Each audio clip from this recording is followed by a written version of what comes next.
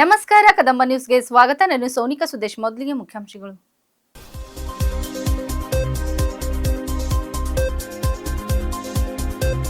ಸಂಗಾರೆಡ್ಡಿಯಲ್ಲಿ ಭೀಕರ ಅಪಘಾತ, ಬೀದರ್ನ 6 ಮಂದಿ ಸಾವು.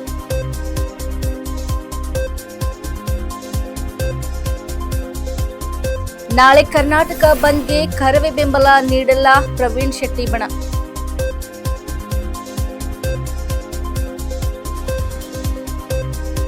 ಅಪಘಾತದ ಗಾಯಾಳುಗಳಿಗೆ ಸಚಿವ ಈಶ್ವರ್ ಖಂಡ್ರೆ ಭೇಟಿ.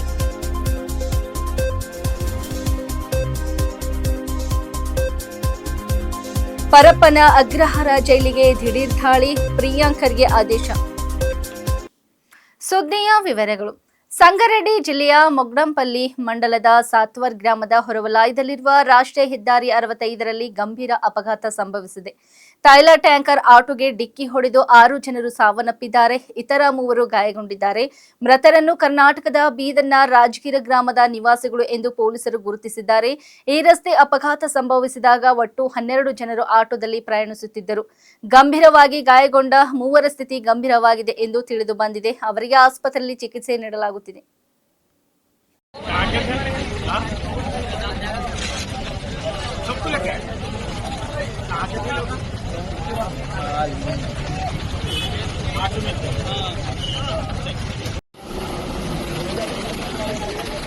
पीछे से हो जी, पीछे से हो.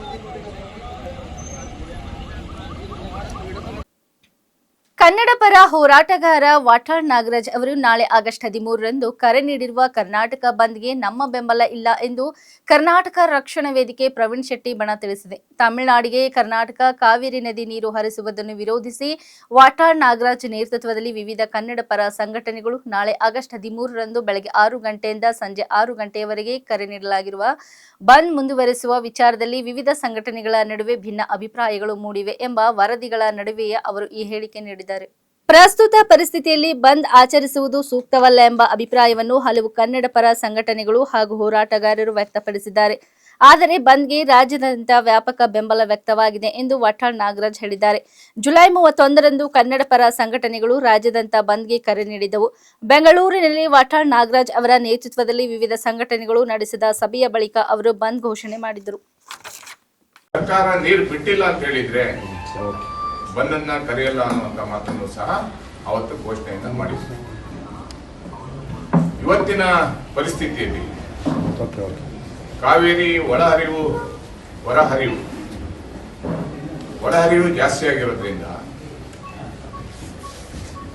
CWMA ಮತ್ತೆ ನೀರನ್ನ ಬಿಡಲಿಕ್ಕೆ ಒತ್ತಾಯವನ್ನ ಮಾಡ್ತಾ ಇರೋದನ್ನ ನಾವು ತೀವ್ರವಾಗಿ ಸಂಘಟನೆಯ ಪದಾಧಿಕಾರಿಗಳೆಲ್ಲ ಸೇರಿ ವಿರೋಧವನ್ನ ಮಾಡ್ತಾ ಇದ್ದೀವಿ. ಅದರ ಜೊತೆಯಲ್ಲಿ ಸರ್ಕಾರಕ್ಕೆ ಒತ್ತಡವನ್ನ ಹಾಕ್ತಾ ಇದೀವಿ, ಮನವಿಯನ್ನ ಮಾಡ್ತಾ ಇದೀವಿ. ರಾಮಲಿಂಗ ರೆಡ್ಡಿ ಅವರು ಇವಾಗಲೇ ಘೋಷಣೆಯನ್ನ ಮಾಡಿದ್ದಾರೆ, ಯಾವುದೇ ಕಾರಣಕ್ಕೂ ನೀರನ್ನ ಬಿಡಲ್ಲ, ಸುಪ್ರೀಂ ಕೋರ್ಟ್ ಹೋಗ್ತೀವಿ, ಕನ್ನಡಿಗರ ಹಿತವನ್ನ ಕಾಯ್ತೀವಿ ಅನ್ನುವಂತ ಮಾತನ್ನು ಹೇಳಿದ್ದಾರೆ. ಮಾನ್ಯ ಮುಖ್ಯಮಂತ್ರಿಗಳು ನೀರನ್ನ ಬಿಡಲ್ಲ, ಕರ್ನಾಟಕದ ಹಿತವನ್ನ ಕಾಪಾಡ್ತೀವಿ ಅನ್ನುವಂತ ಮಾತನ್ನ ಹೇಳಿದ್ದಾರೆ.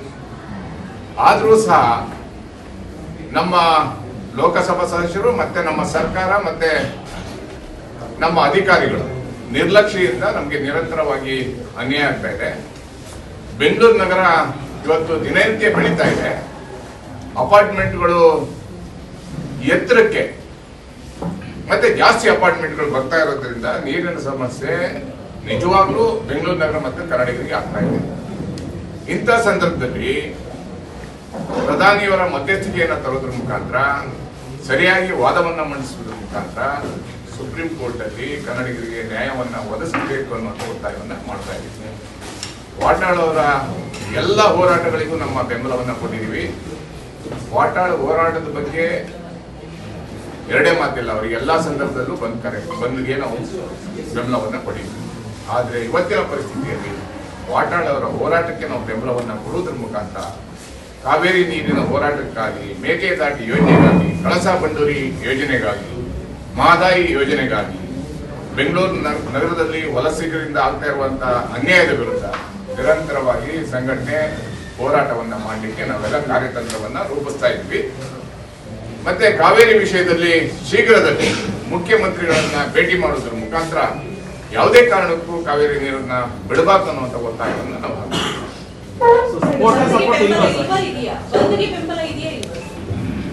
ನಾವು ಅವರ ಹೋರಾಟಕ್ಕೆ ಬೆಂಬಲವನ್ನ ಕೊಡ್ತೀವಿ. ಇವಾಗಿನ ಪರಿಸ್ಥಿತಿಯಲ್ಲಿ ಬಂದ್ಗೆ ಕರ್ನಾಟಕದಲ್ಲಿ, ಬೆಂಗಳೂರು ನಗರದಲ್ಲಿ ಕಾರ್ಮಿಕರಿಗೆ, ರೈತರಿಗೆ, ಹೋಟೆಲ್ ಉದ್ಯಮಿಗಳಿಗೆ, ಬೇಕರಿಯವರಿಗೆ, ಚಿಕ್ಕ ಪುಟ್ಟ ವ್ಯವಹಾರ ಮಾಡುವಂತವರಿಗೆ ತೊಂದರೆಯನ್ನ ಕೊಡೋದು ಬೇಡ ಅಂತೇಳಿ ವಾಟಾಳರಲ್ಲಿ ನಾವು ಮನವಿಯನ್ನ ಮಾಡ್ಕೊಂತ ಇದ್ದೀವಿ. ಮುಂದಿನ ದಿನಗಳಲ್ಲಿ ಎಲ್ಲ ಒಟ್ಟಿಗೆ ಸೇರಿ ಬಂದನ್ನ ಮಾಡೋಣ ಅಥವಾ ಹೋರಾಟವನ್ನ ಇನ್ನಷ್ಟು ತೀವ್ರ ಮಾಡೋಣ. ಅಂದ್ರೆ ಸಪೋರ್ಟ್ ಬಾಹ್ಯ ಸಪೋರ್ಟ್ ಅಂತನಾ ಅಥವಾ ಹೆಂಗೆ ಸರ್? ಹೋರಾಟಕ್ಕೆ ಬೆಂಬಲ ಇದೆ ಸರ್. ನಾಳೆ ಡೈರೆಕ್ಟ್ ಹೇಳಿ ಸರ್, ಈಗ ನಾಳೆ ಹೋರಾಟಕ್ಕೆ ಬಂದ್ಗೆ ಬೆಂಬಲಿಸ್ತೀರಾ ಇವಾಗ? ನೋಡಿ, ವಾಟಾಳ್ ಅವರ ಹೋರಾಟಕ್ಕೆ ನಮ್ಮ ಬೆಂಬಲ ಇದೆ. ಯಾವತ್ತು ನಾವು ಹೋರಾಟಕ್ಕೆ ಅವರಿಗೆ ಬೆಂಬಲ ಇಲ್ಲ ಅಂತಿಲ್ಲ. ಆದ್ರೆ ನಾಳಿನ ಪರಿಸ್ಥಿತಿಯಲ್ಲಿ ಬಂದ್ಗೆ ನಾವು ಯಾರು ಬೆಂಬಲ ಕೊಡಕ್ಕೆ ಆಗ್ತಾ ಇಲ್ಲ. ಇವತ್ತಿನ ಪರಿಸ್ಥಿತಿಯಲ್ಲಿ ತುಂಬಾ ಕಷ್ಟ ಇದೆ.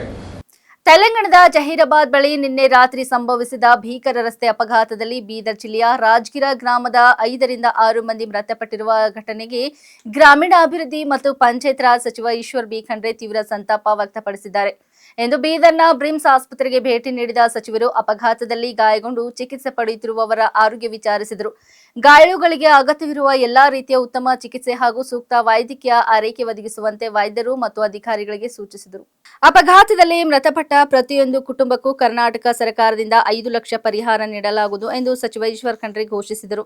ಮೃತರ ಕುಟುಂಬಗಳ ದುಃಖದಲ್ಲಿ ತಾವು ಹಾಗೂ ಕರ್ನಾಟಕ ಸರ್ಕಾರ ಸದಾ ಜೊತೆಗಿರುವುದಾಗಿ ತಿಳಿಸಿದ ಸಚಿವರು ಮೃತರ ಆತ್ಮಕ್ಕೆ ಶಾಂತಿ ಸಿಗಲಿ ಹಾಗೂ ಕುಟುಂಬಸ್ಥರಿಗೆ ದುಃಖ ಭರಿಸುವ ಶಕ್ತಿ ದೊರೆಯಲಿ ಎಂದು ಪ್ರಾರ್ಥಿಸಿದರು. ಗಾಯಾಳುಗಳು ಶೀಘ್ರ ಗುಣಮುಖರಾಗಲಿ ಎಂದು ಹಾರೈಸಿದರು.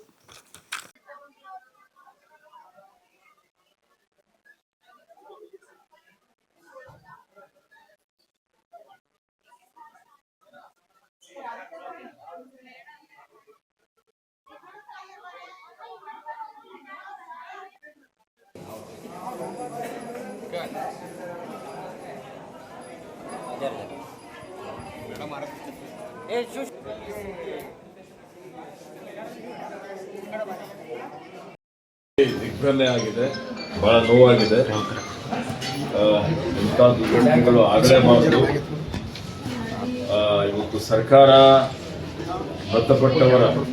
ಅವರ ಪರಿವಾರದ ಜೊತೆಯಲ್ಲಿ ನಾವೆಲ್ಲ ಇದ್ದೇವೆ. ಮತ್ತೆ ನಿನ್ನೆ ನನಗೆ ಸುದ್ದಿ ಬಂದ ತಕ್ಷಣ ನಾನು ಜಿಲ್ಲಾಧಿಕಾರಿಗೆ, ಪೊಲೀಸ್ ವರಿಷ್ಠಾಧಿಕಾರಿಯವರಿಗೆ ಸೂಚನೆ ಕೊಟ್ಟು ಜಹೀರಾಬಾದ್ಗೆ ಹೋಗಿ ಜಹೀರಾಬಾದ್ ಆಡಳಿತದ ಜೊತೆಯಲ್ಲಿ ನಾನು ಖುದ್ದಾಗಿ ಚರ್ಚೆ ಮಾಡಿ ಯಾರ್ಯಾರು ಗಾಯಾಳುಗಳಿದ್ದಾರೆ ಅವರಿಗೆ ಚಿಕಿತ್ಸೆ ಕೊಡಬೇಕು ಅಂತ ಹೇಳಿ ವಿನಂತಿ ಮಾಡಿದ್ದೆ. ಮತ್ತು ಕೆಲವೊಂದು ಗಾಯಾಳುಗಳಿಗೆ ಬಿಮ್ಸ್ಗೆ ನಾವು ಶಿಫ್ಟ್ ಮಾಡಿದ್ದೇವೆ. ಒಬ್ಬ ಗಾಯಾಳು ಹೈದರಾಬಾದ್ಗೆ ರೆಫರ್ ಮಾಡಿದ್ದಾರೆ. ಅವರ ಗಂಭೀರ ಇದೆ ಅಂತ ಹೇಳಿ, ಹೀಗಾಗಿ ನನ್ನ ವತಿಯಿಂದ ಈ ಪರಿವಾರದವರಿಗೆ ಈ ಅವರ ಆತ್ಮಕ್ಕೆ ಶಾಂತಿ ಕೊಡಲಿ ಮತ್ತು ಅವರ ಅಭಿವೃದ್ಧಿ ತಡೆದುಕೊಳ್ಳಲಿಕ್ಕೆ ಶಕ್ತಿ ಕೊಡಲಿ ಅಂತೇಳಿ ಪ್ರಾರ್ಥನೆ ಮಾಡ್ತಾ ಬ್ರಿಮ್ಸ್ಗೆ ಬಂದಿದ್ದೇನೆ. ಬ್ರಿಮ್ಸ್ ಡೈರೆಕ್ಟರ್ ಮತ್ತು ಎಲ್ಲ ವೈದ್ಯರಿದ್ದಾರೆ, ಒಳ್ಳೆ ರೀತಿಯಿಂದ ಚಿಕಿತ್ಸೆ ಕೊಡ್ತಾ ಇದ್ದಾರೆ. ಬೇಗ ಅವರು ಗುಣಮುಖರಾಗ.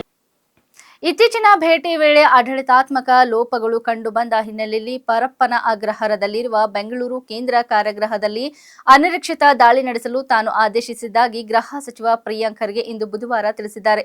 ರಾಜ್ಯದ ಇತರ ಕಾರಾಗೃಹಗಳಲ್ಲೂ ಇದೇ ರೀತಿಯ ತಪಾಸಣೆಗಳನ್ನು ನಡೆಸಲಾಗುವುದು ಎಂದು ಅವರು ಎಚ್ಚರಿಸಿದ್ದಾರೆ. ಕಾರಾಗೃಹದ ಅಧಿಕಾರಿಗಳ ಪ್ರಕಾರ ಮಾಜಿ ಸಂಸದ ಹಾಗೂ ಅತ್ಯಾಚಾರ ಪ್ರಕರಣದಲ್ಲಿ ಅಪರಾಧಿಯಾಗಿರುವ ಮಾಜಿ ಪ್ರಧಾನಿ ಎಚ್.ಡಿ. ದೇವೇಗೌಡ ಅವರ ಮೊಮ್ಮಗ ಪ್ರಜ್ವಲ್ ರೇವಣ್ಣ ಅವರ ಬಳಿ ದಾಳಿ ವೇಳೆ ಸ್ಮಾರ್ಟ್ ಫೋನ್ ಪತ್ತೆಯಾಗಿದೆ. ಮುಖ್ಯಮಂತ್ರಿ ಡಿಕೆ ಶಿವಕುಮಾರ್ ಅವರ ಅನುಮತಿ ಪಡೆದ ಬಳಿಕ ಸುಮಾರು 100 ಮಂದಿ ಕೇಂದ್ರ ಅಪರಾಧ ವಿಭಾಗದ ಸಿಸಿಬಿ ಸಿಬ್ಬಂದಿಯನ್ನು ದಾಳಿಗೆ ನಿಯೋಜಿಸಲಾಗಿತ್ತು. ಈ ವೇಳೆ ಹಲವು ಲೋಪಗಳು ಪತ್ತೆಯಾಗಿವೆ ಎಂದು ಖರ್ಗೆ ಹೇಳಿದರು. ಕಾರಾಗೃಹದೊಳಗಿನ ನಿಯಮ ಉಲ್ಲಂಘನೆಗಳಿಗೆ ಸಹಕರಿಸಿದ ಶಂಕಿತ ಅಧಿಕಾರಿಗಳ ವಿರುದ್ಧ ಈಗಾಗಲೇ ಕ್ರಮ ಕೈಗೊಳ್ಳಲಾಗಿದೆ ಎಂದು ಅವರು ತಿಳಿಸಿದರು. ಸಿಸಿಬಿ ದಾಳಿ ಸ್ವಯಂ ಪ್ರೇರಿತವಾಗಿ ನಡೆದಿದ್ದಲ್ಲ, ನಾನು ಆದೇಶಿಸಿದ್ದೆ. ಯಾವುದೇ ಕಾರಾಗೃಹದಲ್ಲಿ ದಾಳಿ ನಡೆಸಬೇಕಾದರೆ ಗೃಹ ಸಚಿವರ ಆದೇಶ ಇರಬೇಕು ಎಂದು ಸುದ್ದಿಗಾರರಿಗೆ ತಿಳಿಸಿದರು. ಈ ಸಿಸಿಬಿ ರೇಡ್ ಸ್ವಪ್ರೇರಣೆಯಿಂದ ಎಲ್ಲ ನಾನೇ ಮಾಡಿಸಿದ್ದು. ಯಾವುದೇ ಪ್ರಿಸನ್ನಲ್ಲಿ ರೇಡ್ ಆಗಬೇಕು ಅಂದರೆ ಹೋಮ್ ಮಿನಿಸ್ಟರ್ ಅವರ ಆದೇಶ ಇರಬೇಕು. ತಮ್ಗೆ ಗೊತ್ತಿರೋ ಹಾಗೆ 3 ವಾರದ ಹಿಂದೆ ನಾನೇ ವಿಸಿಟ್ ಮಾಡಿದ್ದೆ. ವಿಸಿಟ್ ಮಾಡಿದಾಗ ಅಲ್ಲಿ ಕೆಲವು ಲೋಪಗಳನ್ನು ನಾನು ನೋಡಿದೆ. ಅದನ್ನು ನಮ್ಮ ಹಿರಿಯ ಅಧಿಕಾರಿಗಳ ಜೊತೆ ಚರ್ಚೆ ಮಾಡಾದ್ಮೇಲೆ ನಿನ್ನೆ ನಾನೇ ಮುಖ್ಯಮಂತ್ರಿಗಳ ಪರ್ಮಿಷನ್ ತೊಗೊಂಡು ಅಲ್ಲಿ ರೇಡ್ ಮಾಡಿಸಿರೋದು. ಸುಮಾರು 100 ಜನ ಸಿಸಿಬಿದವರಿಗೆ ಕಳಿಸ್ಕೊಟ್ಟು ಅಲ್ಲಿನ ವ್ಯವಸ್ಥೆ ಬಗ್ಗೆ ತಿಳ್ಕೊಂಡಿರೋದು. ಅದರಲ್ಲಿ ಸಾಕಷ್ಟು ಲೋಪಗಳು ಕಂಡು ಬಂದಿದೆ. We are already taken action also. Video ಬಂದಿದೆ, ಆಡಿಯೋ ಬಂದಿದೆ, ಅವು ಯಾವುದೂ ಇಲ್ಲ. ಇದು ನಮ್ಮ ಜವಾಬ್ದಾರಿಯುತ ಒಂದು ಅಧಿಕಾರಿಗಳ ಒಂದು ಇನ್ಫಾರ್ಮೇಷನ್ ಮೇರೆಗೆ ಮತ್ತು ನನ್ನ ಇನ್ಫಾರ್ಮೇಷನ್ ಮೇರೆಗೆ ನಾವು ಮಾಡಿಸಿರೋದು. ಇಲ್ಲಿ ಇದಕ್ಕೆ ಸಹಕಾರ ಕೊಟ್ಟಂಥ ಎಲ್ಲ ಅಧಿಕಾರಿಗಳಿಗೂ ಈಗಾಗಲೇ ಸಸ್ಪೆನ್ಷನ್ ಮಾಡಬೇಕಂತ ಆದೇಶ ನೀಡಿದ್ದೇನೆ. ಮತ್ತು ಅಲ್ಲಿ ಏನೇನು ನಾವು ಮಾಡಬೇಕು, ಬರೇ ನಿಮ್ಮ ಪರಪರಾಗ್ರಹಾರ ಅಷ್ಟೇ ಅಲ್ಲ, ಎಲ್ಲ ನಿಮ್ಮ ಪ್ರಿಸನ್ಸ್ನಲ್ಲಿ ಜೈಲ್ನಲ್ಲಿಗಳು ಕೂಡ ಇದು ನಡೀತದೆ. ಯಾವಾಗ ಏನು ಎತ್ತ ಅಂತ ನಾನು ಹೇಳಕ್ಕೆ ಹೋಗಲ್ಲ. ಆದರೆ ಕಲಬುರಗಿ ಇದು ಪ್ರಿಸನ್ ಇರ್ಬೋದು, ಬೆಳಗಾವಿ ಇರ್ಬೋದು, ಬೆಂಗಳೂರು ಇರ್ಬೋದು, ಬೇರೆ ಯಾವುದೇ ಇರ್ಬೋದು, we will take strict action. We will keep doing this. ನಿರಂತರವಾಗಿ ನಾವು ಇದನ್ನು ಮಾಡ್ತಾ ಇರಬೇಕು. ಕೆಲವು ಆಫೀಸರ್ಸ್ ಇದ್ದಾರೆ ನಮ್ಮಲ್ಲೂ ಕೂಡ, ಯಾರು ಇನ್ನೂ ಹಳೆ ಚಾಳಿಗಳು ಬಿಟ್ಟಿಲ್ಲ. ಎಲ್ಲರಿಗೂ ಐಡೆಂಟಿಫೈ ಮಾಡಿ ಅವರಿಗೆ ಕಾನೂನಾತ್ಮಕವಾಗಿ ಏನು ಕ್ರಮ ತಗೋಬೇಕು ನಾವು ತಗೋತೀವಿ. ನೋಡಿ, ಇರೋದಷ್ಟೇ ನಾವು ಮಾಡ್ಬೋದಲ್ಲ, ನಾವು ಗಲ್ಲಿಗೆ ಏರ್ಸಕ್ಕಾಗ್ತದ? ಹೀನಿಯಸ್ ಕ್ರೈಮ್ ಇದ್ರೆ ಡೆಫಿನೆಟ್ಲಿ ಅವರು ಸರ್ವಿಸ್ ಇಂದ ಡಿಸ್ಮಿಸ್ ಮಾಡಬಹುದು ಅಷ್ಟೇ. ಒಂದ್ ನಿಮಿಷ ಸರ್, ಹೇಳ್ಬಿಡ್ತೀನಿ. ಈಗ ನೋಡಿ ಇವ್ರೆ, ನಾನು ಈ ಖಾತೆ ತಗೊಂಡು ನಮಗೆ ಜವಾಬ್ದಾರಿ ಕೊಟ್ಟು 1.5-2 ತಿಂಗಳಾಗಿದೆ. We are taking action. ಇಷ್ಟು ಬೇಗ ಇಷ್ಟು ಸ್ಟ್ರಿಕ್ಟ್ ಆಗಿ ಮಾಡಿರಲಿಲ್ಲ, ಇಷ್ಟು ವೇಗವಾಗಿ. We are doing. ಆಮೇಲೆ ಆ್ಯಕ್ಷನ್ ತಗೊಳ್ಳೇಬೇಕಲ್ಲ. ಆಮೇಲೆ ಆ್ಯಕ್ಷನ್ ತಗೋಬೇಕಂದ್ರೂ ಐ ಹ್ಯಾವ್ ಟು ಇರೋದೇ 2-3 ಮಾರ್ಗ ನನಗೆ. ಈಗ ವೈಯಕ್ತಿಕವಾಗಿ ನಾನು ಏನಾದರೂ ಬೇರೆದು ಮಾಡ್ಲಿಕ್ಕೆ ಆಗ್ತದಾ? ಈಗ ಅವ್ರಿಗೆ ಸರ್ವಿಸಸ್ ಇಂದ ಡಿಸ್ಮಿಸ್ ಮಾಡ್ಬೇಕಂದ್ರೂ ಕೂಡ ಅದಕ್ಕೆ ಕೆಲವು ಮಾನದಂಡಗಳಿದೆ. ಆದರೆ ಹಿಂಗೆ VIP ಟ್ರೀಟ್ಮೆಂಟು ಯಾರಿಗೂ ಕೊಡೋಕ್ಕೆ ನಾವು ಬಿಡೋದಿಲ್ಲ. ತಗೊಳ್ತಿರೋರಿಗೆ ಸರ್, ಆ VVIPಗಳಿಗೆ ನಿಮ್ಮ ಇದೇನು ಮೆಸೇಜ್ ಏನು, ಅವ್ರಿಗೆ ನೀವೇನು ಕ್ಲಿಯರ್ ಮೆಸೇಜ್ ಕೊಟ್ಟಿದ್ದೀರಾ ರೈಡ್ ಮುಖಾಂತರ? ನೋಡಿ, the raid itself is the message. If you think you can bribe my officials and do what you want, you are mistaken. ಇದೆ ಇವ್ರೆ, ಅದೆಲ್ಲ ನಾವು ಇಲ್ಲಿ ಚರ್ಚೆ ಮಾಡ್ಲಿಕ್ಕೆ ಆಗೋದಿಲ್ಲ ಅಲ್ಲ. ಅದರಲ್ಲಿ ಯಾವ ಮೊಬೈಲ್ ಸಿಕ್ಕಿದೆ, ಯಾರ ಹತ್ರ ಪೆನ್ ಡ್ರೈವ್ ಸಿಕ್ಕಿದೆ, ಯಾರ್ದು ನೋಟ್ಬುಕ್ ಸಿಕ್ಕಿದೆ, ಅವೆಲ್ಲನೂ ಕೂಡ ಗೌಪ್ಯವಾಗಿ ಇಡಬೇಕಾಗ್ತದೆ. ಅದೆಲ್ಲನೂ ಕೂಡ ನಾವು ಸಮಯ ಬಂದಾಗ ತಿಳಿಸ್ತೀವಿ. ಇನ್ನು ಅದು ಸ್ವಲ್ಪ ಮಾಜರಾನ ಆಗಲಿ ಎಲ್ಲ. ಜಿಲ್ಲೆಯಲ್ಲಿ ನಿರಂತರವಾಗಿ ಹೆಚ್ಚುತ್ತಿರುವ ಬೆಳೆ ನಷ್ಟದ ಹಿನ್ನೆಲೆಯಲ್ಲಿ ಸುಮಾರು 2.5 ಲಕ್ಷ ರೈತರು ಬಾಧಿತರಾಗಿದ್ದಾರೆ ಎಂದು ಗ್ರಾಮೀಣ ಅಭಿವೃದ್ಧಿ ಮತ್ತು ಪಂಚಾಯತ್ ರಾಜ್ ಸಚಿವ ಈಶ್ವರ್ ಖಂಡ್ರೆ ತಿಳಿಸಿದ್ದಾರೆ. ಜಿಲ್ಲಾ ಪಂಚಾಯತ್ ಸಭಾಂಗಣದಲ್ಲಿ ನಡೆದ ಪ್ರಗತಿ ಪರಿಶೀಲನಾ ಸಭೆಯ ಅಧ್ಯಕ್ಷತೆ ವಹಿಸಿ ಮಾತನಾಡಿದರು.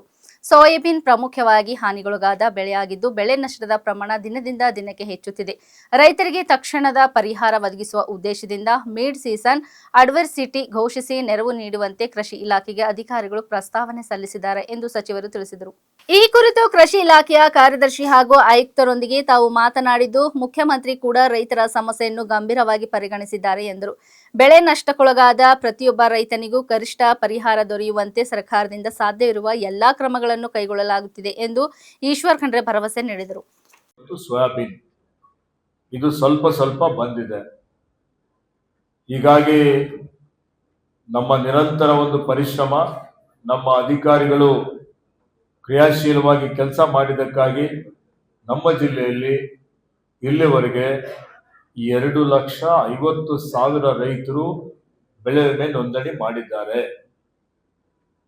ಮತ್ತೆ ಬೆಳೆ ವಿಮೆ ಪ್ರತಿಯೊಬ್ಬರಿಗೂ ಇದರ ಪ್ರಯೋಜನ ಆಗಬೇಕು ಅಂತೇಳಿ ಹೇಳಿ ಇವತ್ತು ನಮ್ಮ ಅಧಿಕಾರಿಗಳೆಲ್ಲರೂ ಸೇರಿಕೊಂಡು ಸರ್ಕಾರಕ್ಕೆ ಇವತ್ತು ಮಿಡ್ ಸೀಸನ್ ಅಡ್ವರ್ಸಿಟಿ ಇನ್ವೋಕ್ ಮಾಡಿ ನಮ್ಮ ರೈತರಿಗೆ ತಕ್ಷಣವೇ ಪರಿಹಾರ ಸಿಗುವಂತಹ ರೀತಿಯಲ್ಲಿ ಕ್ರಮ ಜರುಗಿಸಬೇಕು ಅಂತೇಳಿ ಹೇಳಿ ಕೃಷಿ ಇಲಾಖೆಗೆ ಪ್ರಸ್ತಾವನೆಯನ್ನು ಸಲ್ಲಿಸಿದ್ದಾರೆ. ನಾನು ಕೃಷಿ ಇಲಾಖೆಯ ಕಾರ್ಯದರ್ಶಿಗೆ ಮತ್ತು ಕಮಿಷನರ್ಗೆ ಮಾತನಾಡಿ ಮಾನ್ಯ ಮುಖ್ಯಮಂತ್ರಿಗಳು ಇದನ್ನು ಬಹಳ ಗಂಭೀರತೆಯಿಂದ ಪರಿಗಣನೆ ಮಾಡಿದ್ದಾರೆ. ಆದಷ್ಟು ಹೆಚ್ಚಿನ ಬೆಳೆ ವಿಮೆ ನಮ್ಮ ರೈತರಿಗೆ ಸಿಗುವಂಥದ್ದಕ್ಕೆ ನಾವು ಪ್ರಯತ್ನವನ್ನು ಮಾಡ್ತಾ ಇದ್ದೇವೆ. ಬರ ಘೋಷಣೆ ಬಗ್ಗೆ ಈಗಾಗಲೇ ಸಚಿವ ಸಂಪುಟದಲ್ಲಿ ಚರ್ಚೆ ಆಗಿದೆ. ಬರ ಘೋಷಣೆ ಮಾಡಲಿಕ್ಕೆ ಕೇಂದ್ರ ಸರ್ಕಾರ ಕೆಲವೊಂದು ನಿಯಮಾವಳಿಗಳನ್ನು ಮಾಡಿದೆ, ಕೆಲವೊಂದು ಮಾನದಂಡ ಇದೆ. ಆ ಮಾನದಂಡದ ಪ್ರಕಾರ ಮಳೆ ಕೊರತೆ ಎಷ್ಟಿರಬೇಕು, ತೇವಾಂಶದ ಕೊರತೆ ಎಷ್ಟು ಇರಬೇಕು, ಇಷ್ಟು ವಾರಗಳವರೆಗೆ ನಿರಂತರವಾಗಿ ಮಳೆ ಬರಬಾರದು. ಇವೆಲ್ಲವೂ ಈ ಒಂದು ಬರ ಘೋಷಣೆ ಮಾಡಲಿಕ್ಕೆ ಒಂದು ಮಾರ್ಗಸೂಚಿ ಇದೆ. ಹೀಗಾಗಿ ಆಗಸ್ಟ್ 15ನೇ ತಾರೀಕಿನವರೆಗೆ ನೋಡಿಕೊಂಡು 15ನೇ ತಾರೀಕಿನ ನಂತರ ಎಲ್ಲ ವರದಿಗಳನ್ನು ಪಡೆದು, ಇವತ್ತು ನಮ್ಮಲ್ಲಿ ಎಲ್ಲ ಡಿಸಾಸ್ಟರ್ ಮ್ಯಾನೇಜ್ಮೆಂಟು ಇದೆ, ಅಲ್ಲೇನೋ ಸಂಪೂರ್ಣ ಮಾಹಿತಿ ಇರುತ್ತೆ. ಅದರ ಆಧಾರದ ಮೇಲೆ ನಮ್ಮ ಜಿಲ್ಲೆ ಬರ ಘೋಷಣೆಗೆ ಇವತ್ತು ಒಳಪಡ್ತದೆ, ಎಲ್ಲ ಲಕ್ಷಣಗಳಿದ್ದಾವೆ. ಹೀಗಾಗಿ ನಾನು ನಾಡಿದ್ದು ಸಚಿವ ಸಂಪುಟದ ಸಭೆ ಇದೆ, ಈ ವಿಷಯ ಪ್ರಸ್ತಾಪ ಮಾಡಿ ಆದಷ್ಟು ಶೀಘ್ರದಲ್ಲಿ ಬರ ಅಂತೇಳಿ ಘೋಷಣೆ ಮಾಡಬೇಕು ಅಂತ ಹೇಳಿ ಮಾನ್ಯ ಮುಖ್ಯಮಂತ್ರಿಗಳಿಗೆ ನಾನು ಮನವಿಯನ್ನು ಸಲ್ಲಿಸ್ತಾ ಇದ್ದೇನೆ. ಇಲ್ಲಿವರೆಗೆ ಸುದ್ದಿ ಕೊಟ್ಟಿದ್ದು ನಾನು ಸೋನಿಕಾ ಸುದೇಶ್. ಮುಂದಿನ ಸುದ್ದಿಯೊಂದಿಗೆ ಮತ್ತೆ ಭೇಟಿಯಾಗೋಣ. ವಂದನೆಗಳು.